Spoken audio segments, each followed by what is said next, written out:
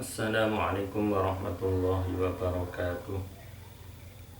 Bismillahirrahmanirrahim. Qala al-musannifu rahimahullah wa nafa'ana bi ulumihi wa bi asrarihi fid dharain amin ya rabbal alamin.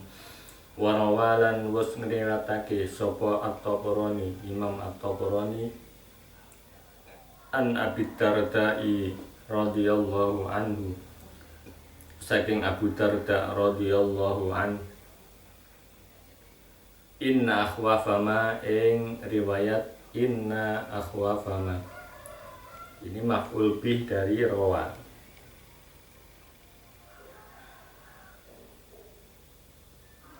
Inna akhwafama sak temene luweh nguatir akene perkara yang paling mengkhawatirkan. Akhafu kang kuatir sapa ingsun. Ini fi'il mudhari' ya. Akhafu kang kuatir sapa ingsun, Kanjeng Nabi, ala ummati ing atase umat ingsun, iku al-a'immatu pira-pira pemimpin, pira-pira imam, al-mudilluna kang padha nasarake sapa al-a'immah. Terutama ini pemimpin-pemimpin yang mengajak bertengkar kelompok lain,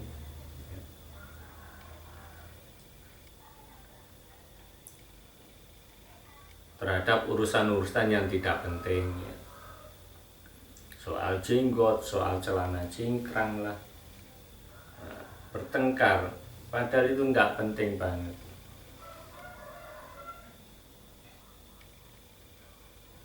Soal maulid dan tidak maulid, hal-hal semacam itu sebenarnya harus selesai. Kalau beda ya beda, sudah itu selesai, nggak usah diterus-teruskan. Ini pemimpinnya malah memprovokasi anggotanya untuk bertikai dengan kelompok lain. Ini tidak mendidik pemimpin semacam itu. Warawalan ngriwatake sapa Imam Ahmad an Umar saking Umar radhiyallahu anhu, inna akhwafama, ing riwayat inna akhwafama sak temene luweh nguatir akene perkara,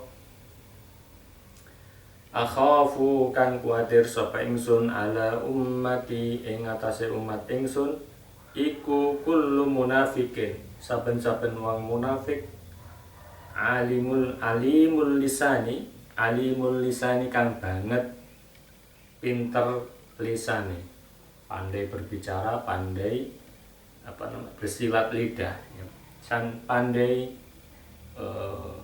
termasuk berceramah. Di antara tanda kiamat itu banyak penceramahnya daripada orang alimnya. Tukang ceramah banyak. Jadi di mana-mana penceramah, tukang khutbah ya. Sedangkan orang yang mengamalkan ilmu itu sedikit. Orang alim yang takut kepada Allah itu malah nggak ada. Qala dawu sapa Al-Manawi, Imam Al-Manawi rahimahullahu ta'ala, ai kasiru ilmil lisani, tegese wong kang akeh ilmu lisane. Tukang dalil juga ya, biasanya gitu, tukang dalil, kasiru ilmil lisan. Padahal orang alim itu biasanya banyak diamnya daripada banyak bicaranya. Nabi Muhammad itu banyak diamnya daripada banyak bicaranya. Skripsi saya judulnya penerapan metode demonstrasi dalam pengajaran Nabi Muhammad. Nah, ternyata hadis itu kebanyakan fi'liyah daripada qauliyah. Nabi Muhammad itu lebih banyak prakteknya daripada bicaranya. Itu kenyataan ya, kenyataan.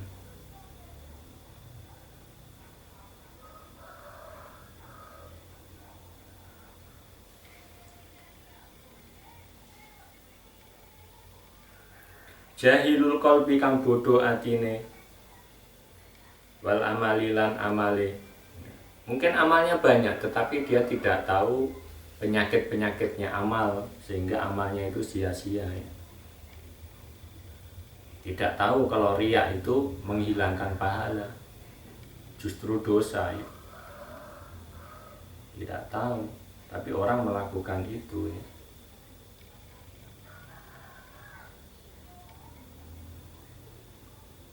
Bukan hanya orang awam, bukan hanya santri ya, kadang kiainya begitu.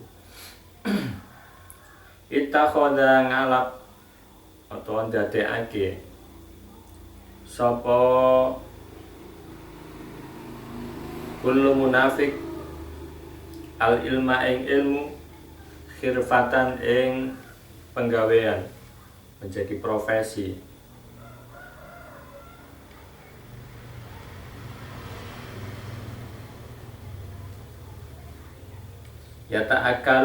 Yata'akalu kang mangan, kang bakal mangan sapa kullu munafik biha kelawan khirfah wa ubhatan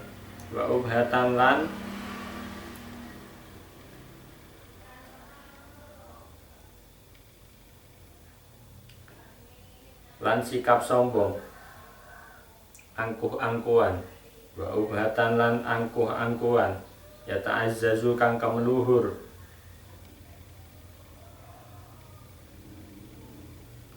sapa kullu munafik dia kelawan ubha, bangga ya, gelar-gelar, jadi sibuk menumpuk gelar. Dengan gelar itu dia bersikap merasa lebih daripada orang lain.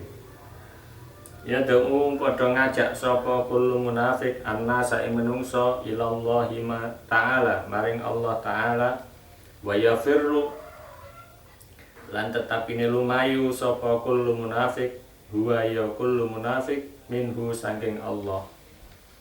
Lisannya itu mengajak kepada Allah, dalil-dalil, tetapi perilakunya itu menunjukkan dia jauh dari Allah.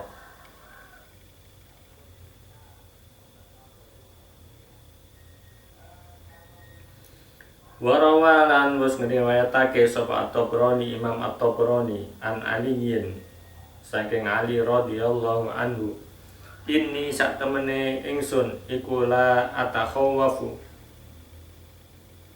orang nguatirake sapa ingsun min ummati saking umat ingsun, ora dadi nguatirake sapa ingsun min ummati saking umat ingsun mukminan apa ta ing wong kang iman, wala musyrikanan ora apa ta ing wong musyrik, wala musyrikan lan ora apa ta ing musyrik.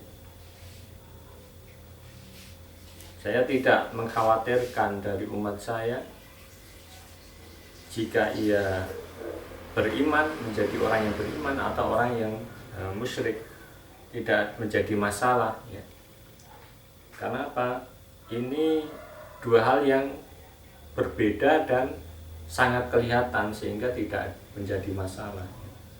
Yang beriman, yang musyrik, kafir gitu. Ibaratnya orang perang itu musuh itu kelihatan gitu.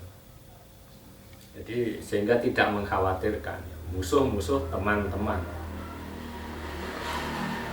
Hal semacam itu tidak menjadikan bahaya gitu ya. Ya bahaya cuman kelihatan sehingga mudah dihadapi, namanya juga kelihatan.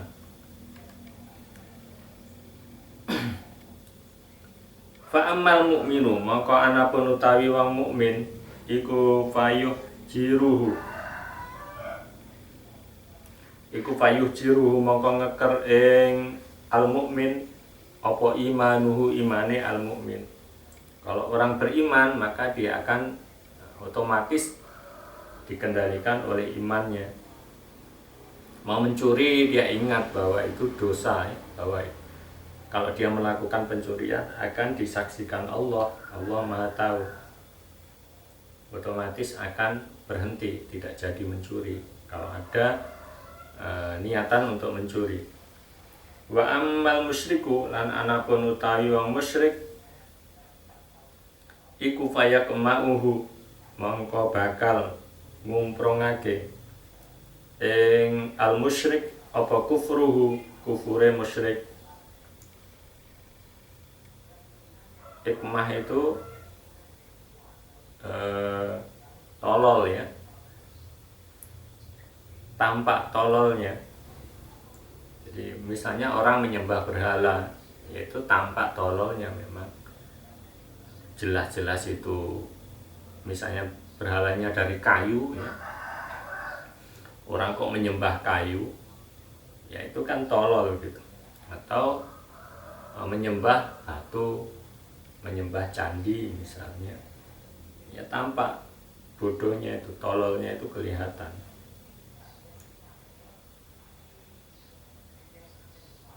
Walakin atakhawwafu, kan tetapi ini dadi khawatir sapa ingsun alaikum ing atase sira kabeh munafikon ing wong munafik alimal lisani kang pinter lisani,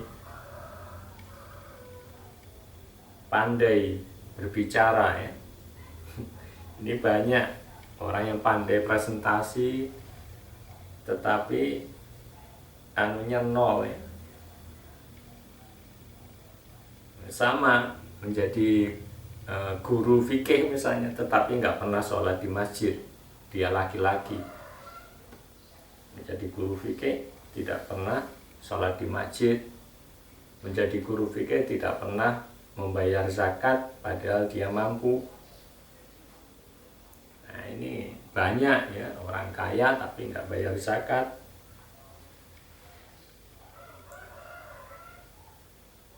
Pandai berdalil ya, tetapi perilakunya buruk.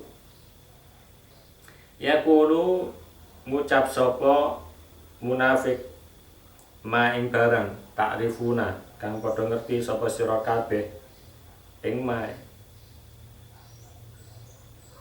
Ya mereka mendalil, mereka mengungkapkan argumen-argumen yang sifatnya itu nakli ya, dalil baik Quran maupun hadis. Wa ya'malu, tetapi ini ngelakoni sapa munafik ma ing perkara tungkiruna kang padha ngingkari sapa sira kabeh ing ma, termasuk hubud dunya, hubul jah ya. Mereka mencintai dunia, mereka mencintai kedudukan, bahkan berebut ya.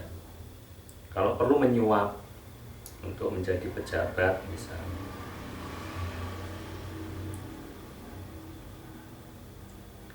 Wa an Ziyad ibni Jutairin, dan saking Ziyad ibnu Jutair rahimahullahu ta'ala, rahimahu muka-muka melasi ing Ziyad sapa Allah Ta'ala, Allah Ta'ala qala dawu sapa Ziyad, qala dawu li maring ingsun sapa Umar ibnul Khattab, Umar ibnul Khattab bertanya ya, Umar ibnul Khattab ini bertanya kepada Ziyad radhiyallahu anhu, hal ta'rifu apa to ngerti sapa sira Ziyad ma ing perkara yuhdimu kang ngrubuhake apa ma al-Islam ing Islam. Apakah kamu tahu perkara yang merobohkan Islam? Kultu jawab sapa ingsun Ziyad ini, la boten, tidak, saya tidak tahu wahai Umar. Qala dawuh sapa Umar, Umar ibnul Khattab, yuhdimuhu bakal ngrubuhake ing al-Islam apa zallatul alimi, kesalahane wong alim, apa zallatul alimi, kesalahane wong alim. Kesalahan itu apa sih ya? Melakukan sesuatu perkara yang mungkin secara dohir mungkin baik ya, tetapi mungkin motifnya bisa jadi itu jelek, atau memang dohirnya jelek ya, dan batinnya juga jelek, bisa jadi seperti itu. Itu namanya zallah. Bisa jadi itu apa, dohirnya baik tetapi batinnya jelek, atau dohirnya jelek batinnya juga jelek. Itu namanya zallah. Ada yang salah. Wajidalul munafiki lan para padune wong munafik bil kitabi kelawan kitab Allah, memasukkan kepentingan yang sifatnya pribadi, subjektif ya, tidak objektif. Menafsiri Al-Qur'an tetapi melibatkan subjektif. Misalnya dalam pilkada dia membawa ayat, ya itu sebenarnya kepentingan pilkada, bukan karena ayat ya. Karena kepentingan politiknya itu dia bawa ayat, itu dosa besar itu. Jadi nggak objektif, yang memanfaatkan ayat. Wa hukmul a'immati lan hukume pira-pira imam al-mudillina kang padha nasarake apa al-a'immah,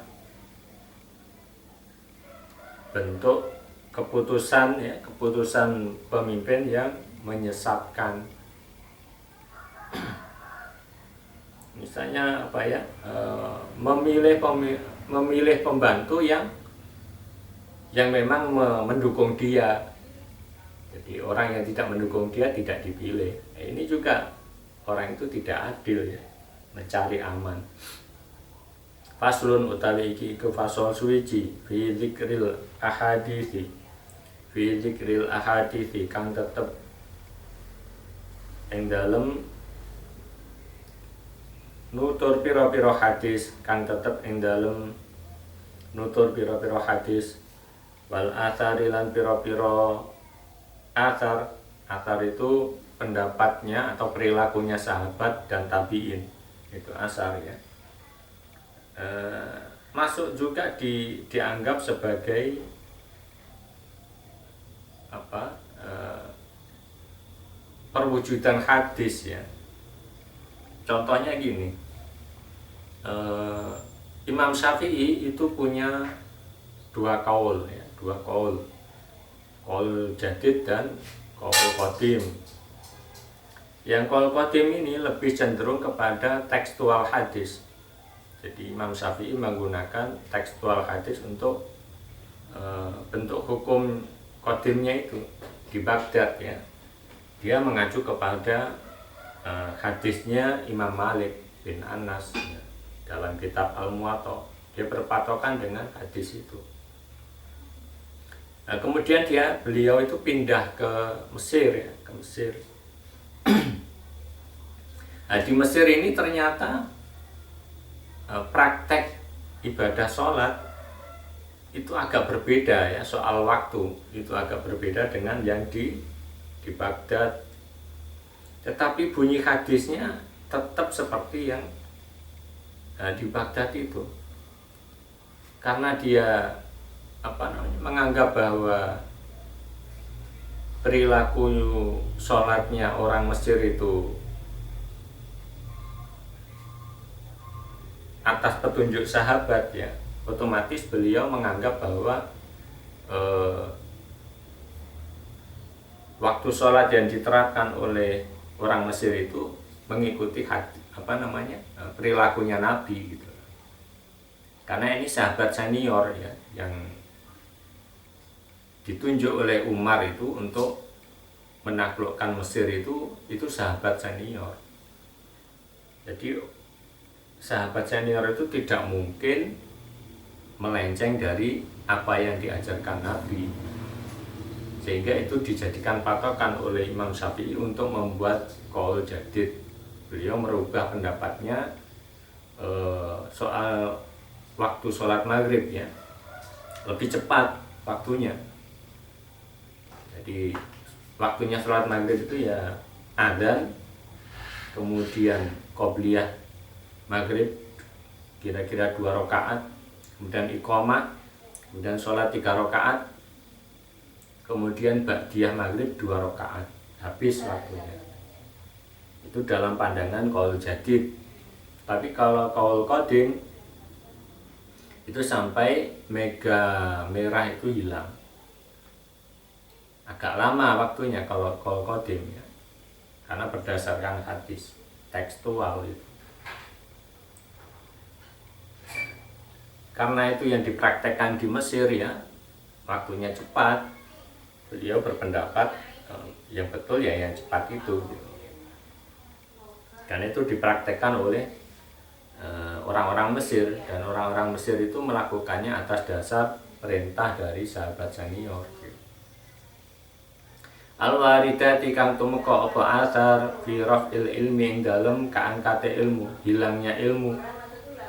Wa nuzulil jahli lan tumurune kebodohan, munculnya kebodohan. Wa indarin nabi lan oleh meden-medeni Kanjeng Nabi sallallahu alaihi wasallam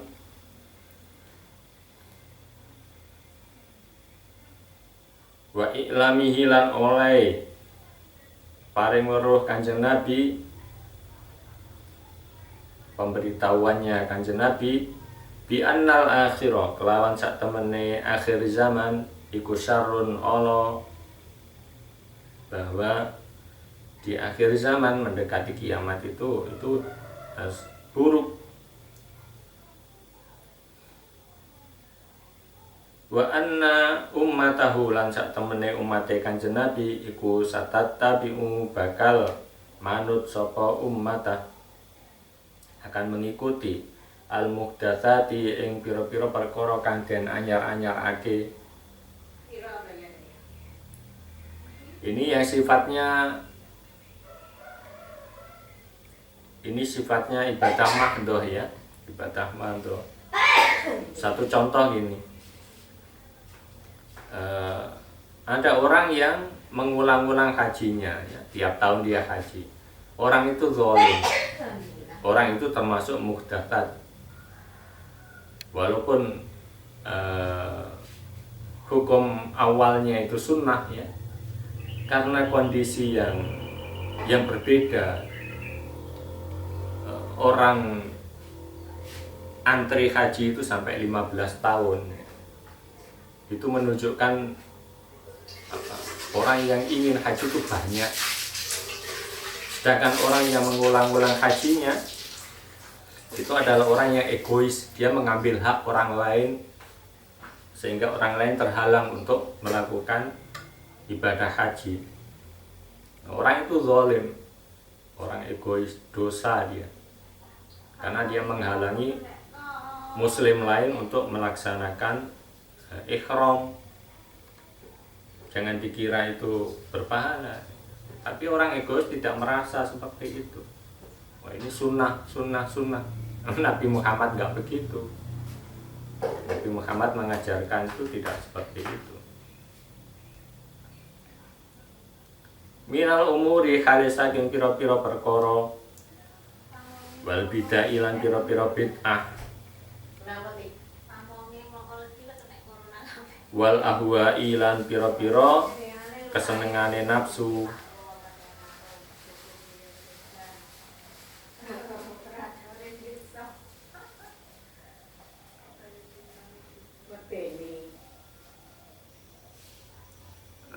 contohnya apa? Berlebih-lebihan ketika makan pada waktu puasa Ramadan ya.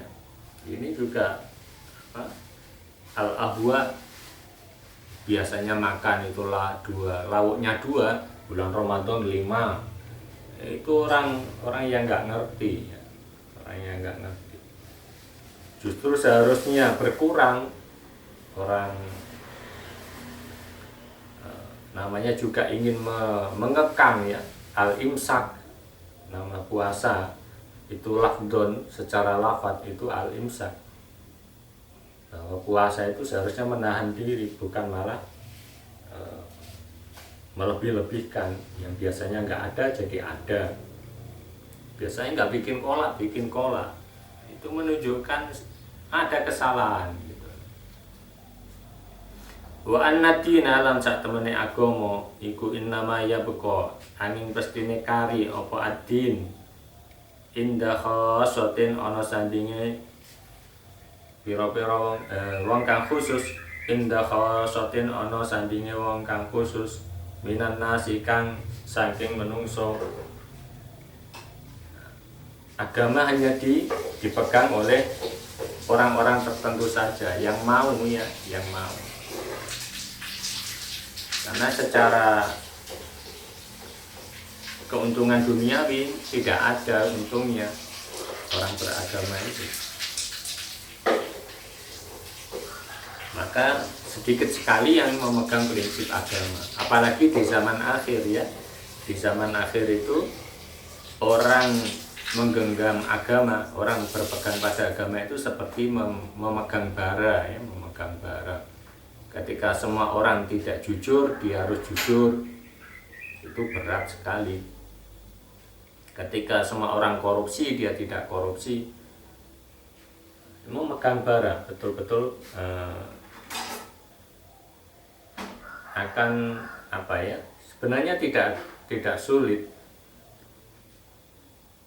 Sebenarnya tidak sulit, tetapi